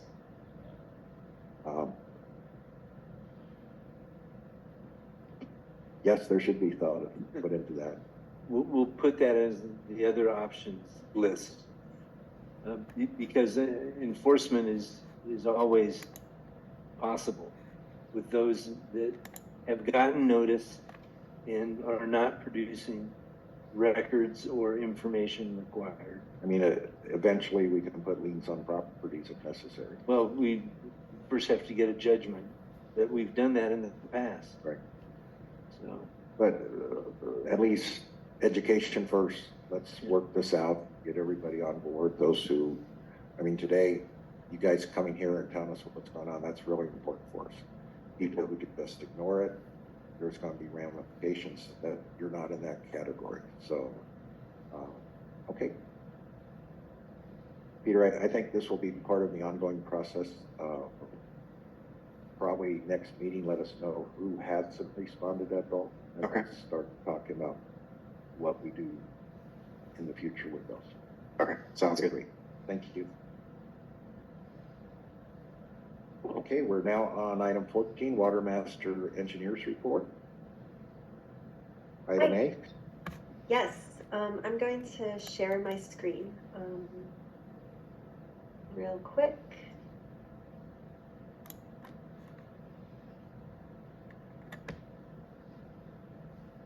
Alrighty, can y'all see the screen that I'm sharing? Yes, we can see it. Okay, excellent. Great. So we're going to be sharing today sort of our usual updates, as well as sharing some information about production and imported water this past year as sort of the beginning of the annual report results that we'll be sharing over the next 3 months. So first, I'd like to start with our usual summary of new production and qualified small pumpers. The only changes since last month are that we approved a 1.3 acre foot per year new production application. And there was a party that confirmed that they wanted to revoke their new production application and confirmed that they will not be drilling the well. So we removed 1.5 acre feet per year. I'll pass it to Maureen for our model update. Sorry. Last board meeting, we went into detail about where the model is. We wanted to give you an update. We've done the steady state calibration. The model basically has two modes. One is steady state, looking at the properties of the aquifer, not looking at changes over time.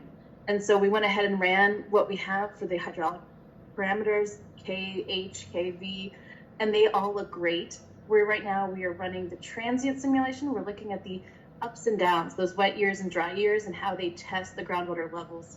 And so far it looks good. We might have to adjust storage coefficients, but generally we're on track for where we thought we'd be.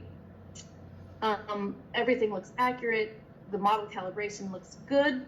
We see some improvement that we'd like to do around the edges. There's some numerical issues. especially when we're getting into those really thin edges, complicated by faults. You've seen it in the water levels that we presented last month. There's a lot of interesting little corners of the basin that we're trying to simulate. And so right now we're focused on some of those edge cases. And the model will be summarized in the annual report, as well as an appendix with a model documentation with all the great details.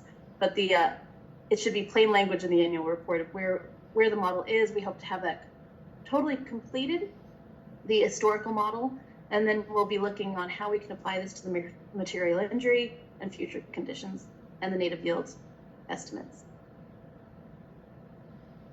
Yep. So in the theme of compliance in this meeting, we are planning to send compliance letters about metering to all of the parties and individuals who have wells or we think have wells. Our main question, we've generated the letters and we're going through individually, making sure that we have all the details as we know them correct to help people walk through it. We will be developing some easy to follow how to report your meter. And again, we hope to next year have that app that will walk through people.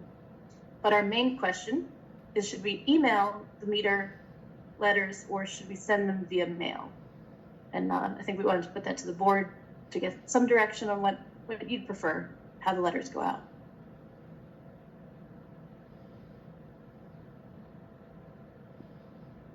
Comments? Both. Go ahead. Kathy? All of the above. Rami? Unanimous. Oh, except we're missing one. That's our consensus. Good. We'll check in with admin and Angel, make sure we have the correct PDF, the correct emails and addresses so we can get these to the people who need them and work with anybody who needs help getting their metering information in. Okay, I think those are my 2 slides. So back to Arden. Great. So we're just going to share a little bit about the 2023 annual report. So we've been working hard on it, and we're on track to have the initial draft available for public review and posted on the website by June 7th this year. This is our 8th year since the final judgment. And it's a special year because it's our first year with no ramp down. So last year we completed sort of the ramp down phase where the parties with production rights were lowering their annual production to get to that native safe yield and total safe yield production. And this was also a really special year because it was an extremely wet year. We had lots of recharge, lots of imported water, and also, and I'll share this shortly, significantly reduced production this year in response to parties opting to use imported surface water as opposed to groundwater. So a quick review when we're thinking about different types of productions and production rights in the basin. We have this diagram in the annual report, and this is our figure 2 that kind of shows the breakdown of production in relation to the native safe yield defined in the judgment. So the judgment has the native safe yield of 82,300 acre feet per year. And that's how much sort of natural recharge on average is coming into the basin. There's also the total safe yield of 110,000 acre feet per year, which incorporates imported water return flows and all of the recharge that's coming from different activities in the basin. So the parties that have the production rights that kind of use that native safe yield include the Exhibit 4 overlying production rights, Exhibit 3 non-overlying production rights, the Federal Reserve water rights, small pumpers, and the California. And we also, so we track production from all of those parties. The small pumpers don't report to the Watermaster. They don't need their wells to be metered. And both the judgment and their annual reports assume an average of 1.2 acre foot per year produced from the small pumpers. And in the annual reports, we track the small pumpers that we have identified as actively in the basin. with property producing water, and also the ones over the past year who have raised their hands and said, hey, I'm here. I'm a small pumper who's been here since before the judgment. We also track parties with other rights to produce and additional production, which are the parties that are subject to replacement water assessments. And those include our new production parties. So I'm going over all of this because I kind of broke down the 2023 annual production by, on the top, we have the parties with production rights who we kind of are coming out of that original production right pie. And then lower, there's the parties without production rights. Now, I'll note when we're tracking the production of parties with production rights in this table, we're also looking at any imported water return flows that they use and any carryover that was used. So going through the reported production of what people used in 2023 and the parties that have reported, a few things stick out. The first one is if you go to the numbers at the bottom, the total amount of reported production for this past year is quite low. We reported that 63,515 acre feet were pumped from all of the parties, including our estimated small pumpers. And if you then exclude the water that was produced as recovered stored water, that number goes down a bit further to 56,481 acre feet, which is much lower than that native safe yield of 82,300 acre feet per year. So this does mean that parties accrued quite a bit of carryover water over this past year. Now, if we look at the number of parties that have missing production reports to kind of evaluate how accurate is this estimate, how many parties may be pumping and just not reporting. We see the exhibit 3 parties are the all-stars. They all have reported their production, and we appreciate that. And the vast majority of exhibit 4 parties have reported their production. There are still 24 parties that have not yet reported their production. It's not too late to get that in. Well, it is a little bit late to get it in, but we gladly accept it. And we still have time to incorporate that production into our annual report and including the numbers that we'll report to the state on August 1st. The state of California, still there are 7 parties that need to report their production. And, you know, as we discussed, moving down on the list, there are still about 60. Oh, sorry, is there a comment? Yeah, Arden, this is Derek. I did have a question. On those 24 that didn't report, do you know what their production rights are? Just, you know, what that arbitrage would look like potentially? Off the top of my head, I do not. Most of them are relatively small, have relatively few production rights, but there are definitely some parties in there that have sizable production rights. Okay, thank you. All the rights combined total 207. Greg, go ahead. I'm sorry. No, I'm talking about the non-reported one. The non-reported. Yeah. Okay. Under the judgment, there is a state of California allocation for 207. I'm sorry, I was talking about it. I should have exhibit 4 parties. Yes. Is what I was going on. Sorry.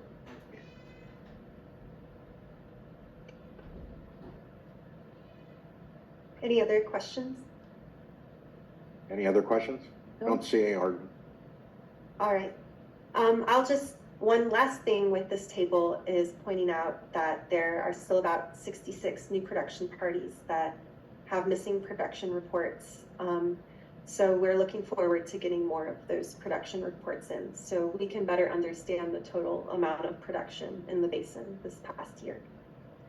So I want to put this into perspective with past years.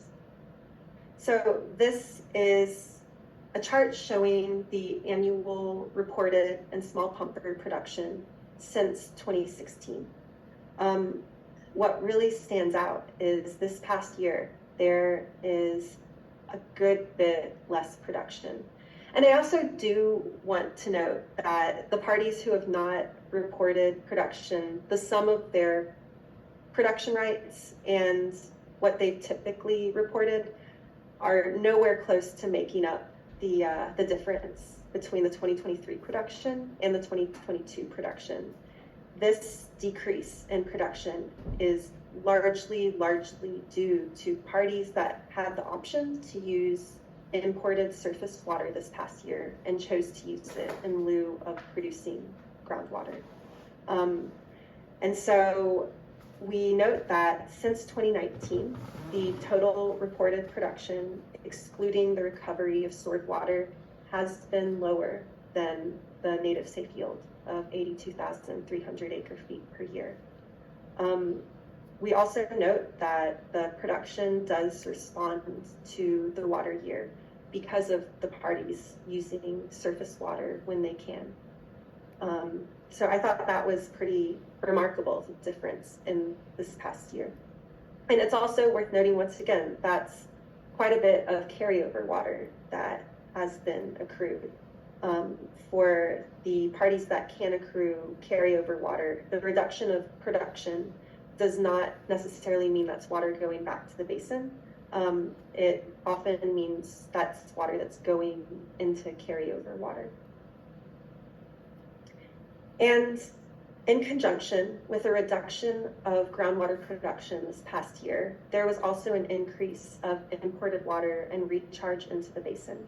So 2023 had a Table A allocation of 100%, which means that for the state water contractor, they were able to receive the maximum amount of water by the state. And there was also additional recharge from surplus flows.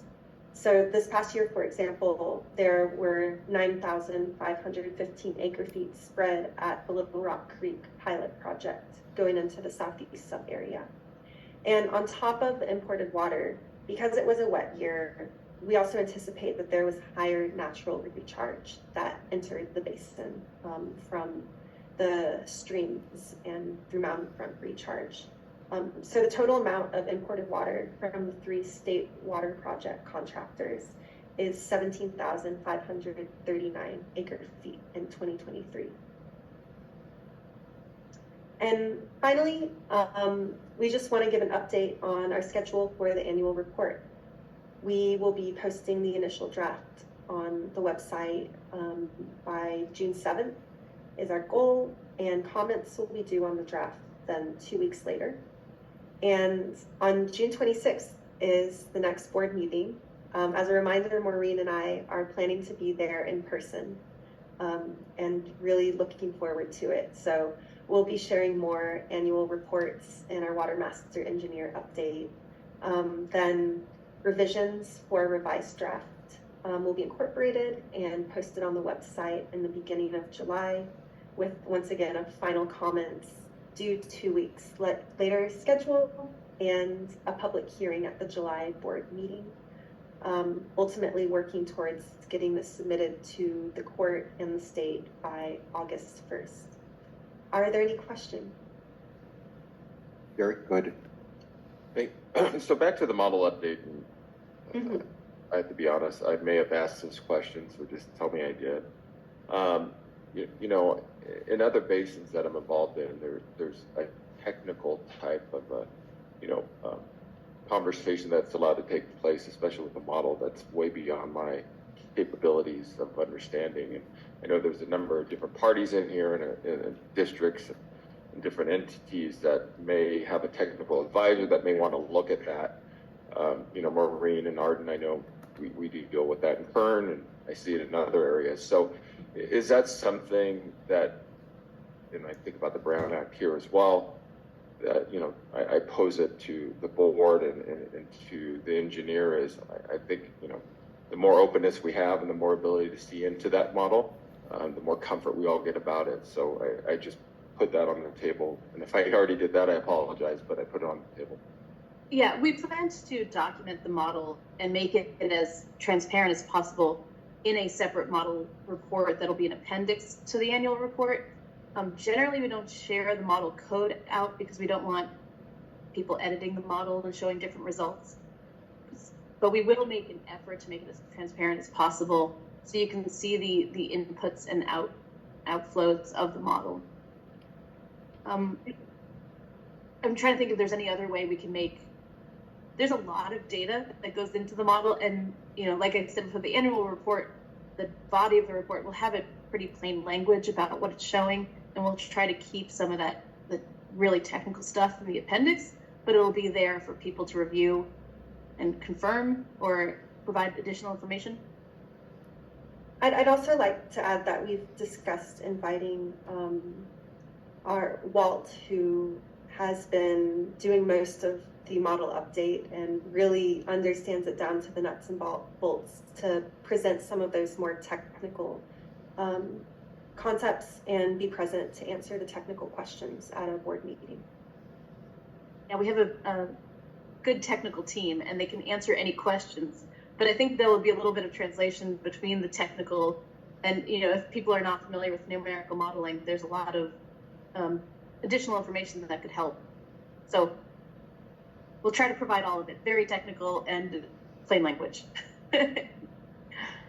Great, thank you. And I'd probably pose that question more to the public so they can start thinking about it, and anybody that's listening or here at the board as well.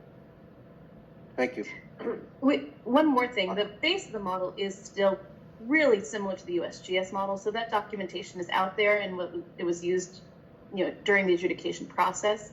So if anyone wants to get a head start, they can review the USGS documentation, and then hopefully our model documentation picks up where they left off. It's a summer reading assignment. The USGS has great figures. It's worth a page flip. And Rami, you had a question? Yes, Maureen and Arden, I think there's great value to having this model out publicly, in the sense of not just the technical presentation to the board, but also the model itself, in the sense of it does provide a tool for water purveyors and others to kind of utilize it as, okay, where's the best location for us to be drilling wells? So there's definitely a value to putting that out there to the public. My question was going back to the scope of work that was provided earlier for Todd, in the sense of there is certain scenarios that we would be looking at to run with regards to the carryover storage. Is there support in the scope for that to be able to run some of these scenarios? I'll jump in for Arden, but I think we know these scenarios are coming up. Generally, we have a lot of analyses that do come up through the course of the year that are not necessarily scoped out individually. I think we did add this one in because we know carryover will be the topic of conversation for the next year or two, but we are prepared to handle a lot of requests that come up from the board that might not be known today, but that we'll handle as the year goes on.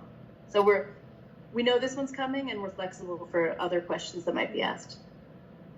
I'll also add that depending on how the carryover storage agreements are ultimately designed to be carried out, we may be utilizing the model to run material injury analyses related to the recovery of stored carryover water. And right now, our expectation with the budget was that the time spent running those material injury analysis related to the recovery of stored carryover water would be funded by storage application fees paid for by the party, as opposed to by the larger Watermaster budget. That's also why we included more scope for maintenance of the model. In order to use it as a tool for specific applications, we need to have an updated model. So it's almost in both, where we will continue to update the model and refine it, but then the actual application will be under the application for those carryover storage agreements. Got it. Thank you both. Thank you very much. Really good update. And thank you. Any other questions? That brings us to compliance update.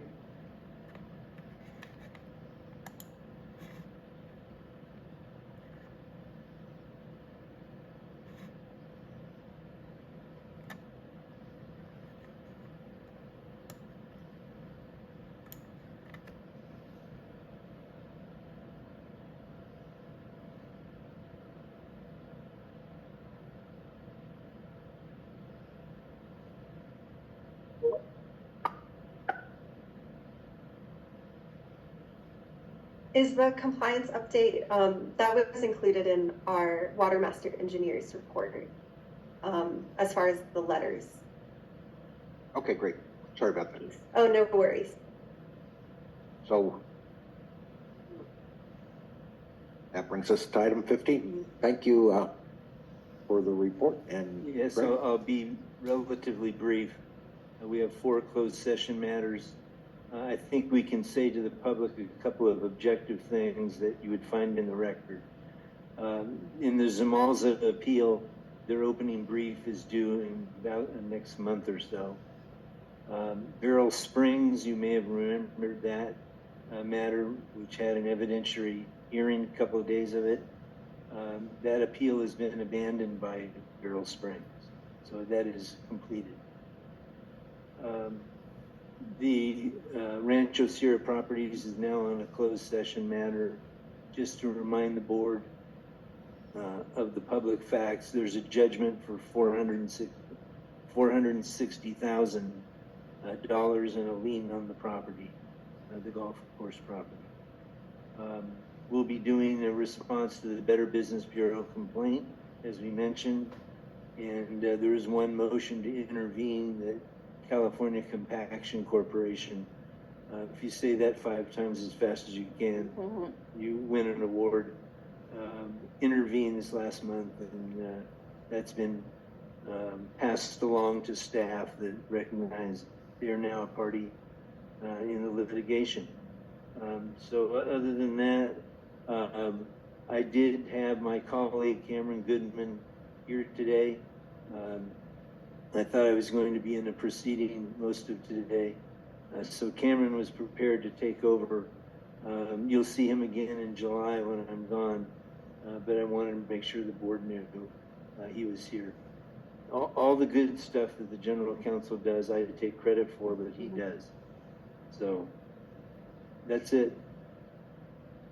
Great. Welcome, Cameron. Good to see your face. Everybody now, we've heard your voice for years. Now we can see you. Okay, so board members, future agenda items. I think we got the one we wanted. Yeah. Okay. And then we need a closed session. So is there a motion to go into closed session? So moved. Motion made by Kathy. Second by Brandon. Any discussion? Hearing no discussion, all in favor of the motion to go in closed session, say aye. Aye. All opposed, motion's carried unanimously. We'll take a 5-minute break, and Craig, this is going to be pretty quick. We have another meeting going in there at 12:30. Perfect. Okay, let's do a quick 5-minute break, and let's meet in there at 10 after 12.